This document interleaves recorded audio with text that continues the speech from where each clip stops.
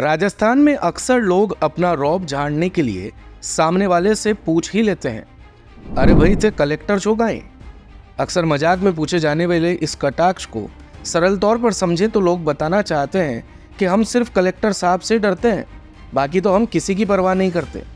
लेकिन बुधवार का दिन तो देश में लोकतंत्र की दुहाई देने वाले नेताओं का वो सच दिखा गया जहां नेताजी गुस्सा आने पर कलेक्टर से भी नहीं डरते और उन्हें भी थप्पड़ जड़ देते हैं, भले ही वो उप जिला कलेक्टर के ओहदे पर हो, लेकिन है तो किसी उपखंड के मालिक ही। लेकिन नहीं, नेताजी 2 मिनट थमकर बात नहीं करते, बल्कि आपा खोकर थोड़ी ही देर में दे धमाधम मचा देते हैं। राजस्थान उपचुनाव में वोटिंग के दौरान देवली उनियारा सीट पर निर्दलीय प्रत्याशी नरेश मीणा के थप्पड़ कांड ने अब देश की सियासत में सुर्खियां बटोर ली हैं। एसडीएम को थप्पड़ मारने की वजह से जहां पुलिस अधिकारियों की कार्यशैली पर सवाल उठ रहे हैं, तो वहीं नरेश मीणा की गिरफ्तारी को लेकर प्रशासन पर लापरवाही के आरोप भी लग रहे हैं।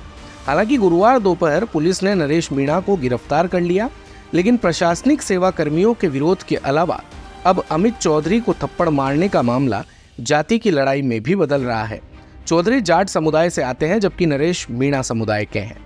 हालांकि राजस्थान की सियासत में यह पहला मामला नहीं है जब किसी नेता पर अधिकारियों को थप्पड़ मारने या पीटने का आरोप लगा है। 2010 के बाद इस तरह के कई मामले राजस्थान की सियासत में आ चुके हैं, जहां नेताओं ने अपनी छवि चमकाने के लिए अधिकारियों की पिटाई कर दी, लेकिन इसके बाद इन नेताओं को और बढ़ा चढ़ाकर मान दिया जाता रहा है। इस लिस्ट में पहला नाम किरोड़ी लाल मीणा का है। 2011 में दौसा के तत्कालीन सांसद किरोड़ी लाल ने एक पुलिस अधिकारी को थप्पड़ जड़ दिया था। एक मामले को लेकर किरोड़ी जिला अधिकारी से मिलना चाह रहे थे। इसी दौरान पुलिस के अधिकारी उन्हें नहीं जाने देने पर अड़ गए।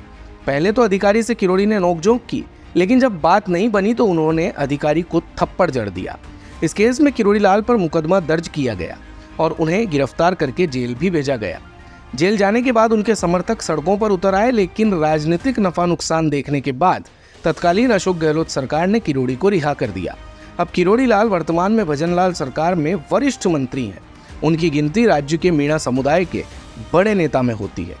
दूसरा नाम है बीजेपी के पूर्व प्रदेशाध्यक्ष सीपी जोशी का।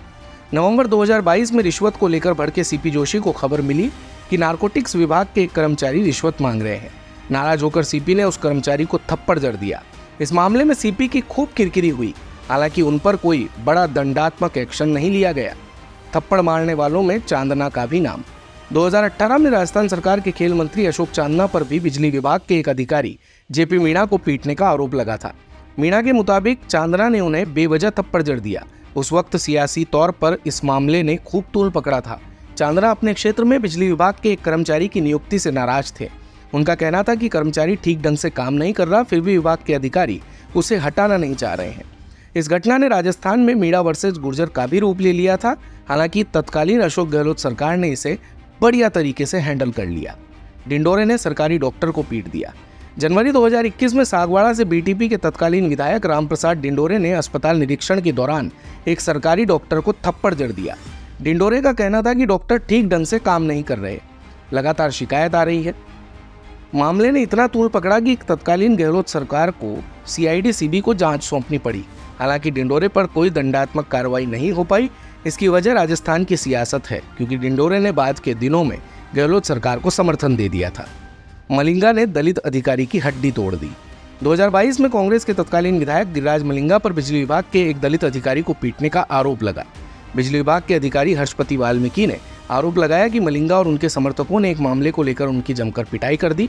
इस मामले में मुकदमा भी दर्ज हुआ, लेकिन मलिंगा पर तत्कालीन अशोक गहलोत की सरकार ने कोई कार्रवाई नहीं की।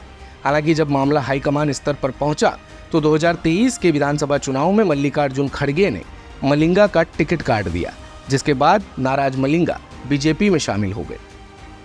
दिन भर की सारी अपडेट्स के लिए सब्सक्राइब करें भारत कवरेज को और हाँ, बेल आइकन दबाना ना भूलें ताकि आप रहे अपडेटेड हमेशा।